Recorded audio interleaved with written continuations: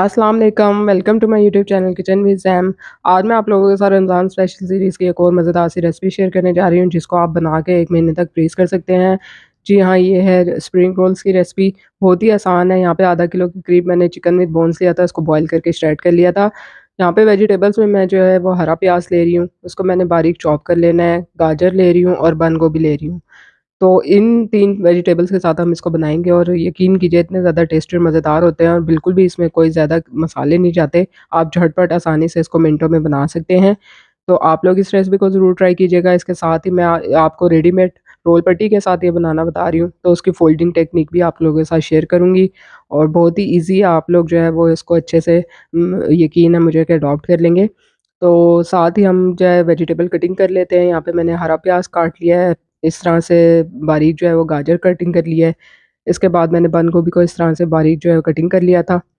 Vegetables यहाँ पे अच्छे से कट हो गए हैं, तो अब हम बाकी काम करते हैं। यहाँ पे एक देगची में मैंने 3 से 4 टेबल स्पून के करीब जो है ऑयल डाल दिया था। फ्लेम आपने मीडियम रखना है, बहुत ज़्यादा हाई नहीं रखना।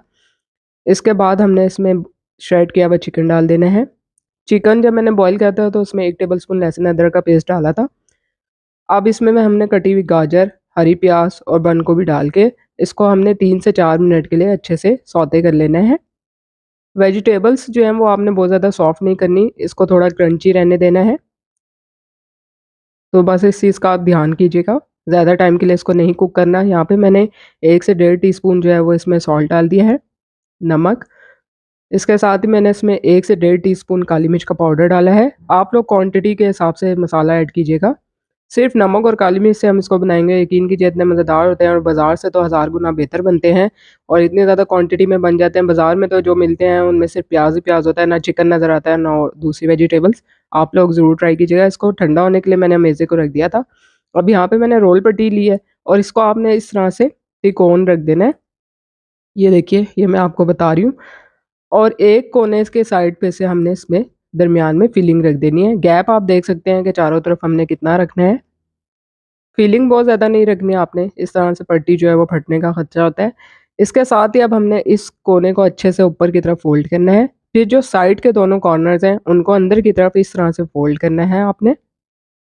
हल्के-हल्के हाथ से आपने बनाना है और इसको टाइट आपने रोल करते जाना है। इस तरह जो ये ऊपर से ये देखें एनवेलप की शक्ल में आ रहा है, इस पे आपने जो है मैदे की कोट लगा देना है। मैदे में वही आपने पानी डाल के उसको जिस तरह मैंने समोसे के लिए बताया था बना लेना है उसका हमेशा। ये देखिए एक रोल जो है यहाँ पे रेडी हो चुका है। मैं आपको एक दफ़ा और जो है वो इसको समझा देती हूँ। इस तरह से आपने इसको थोड़ा तिरछा करके रखना है रोल पट्टी को, फिर फिलिंग रखनी है, एक कॉर्नर से इसको फ़ोल्ड करना शुरू करना है। ये देखिए, फिर दोनों जो इसके साइडें हैं, वो इसको अंदर की तरफ आपने फ़ोल्ड कर देना है। फिर ऊपर की साइड पे आपने मैदे से जो है वो उसको सील करने के लिए इस तरह से लगा देना है और इसको इस तरह टाइट करके आपने सील कर देना है। ये देखिए रोल तैयार हो चुका है।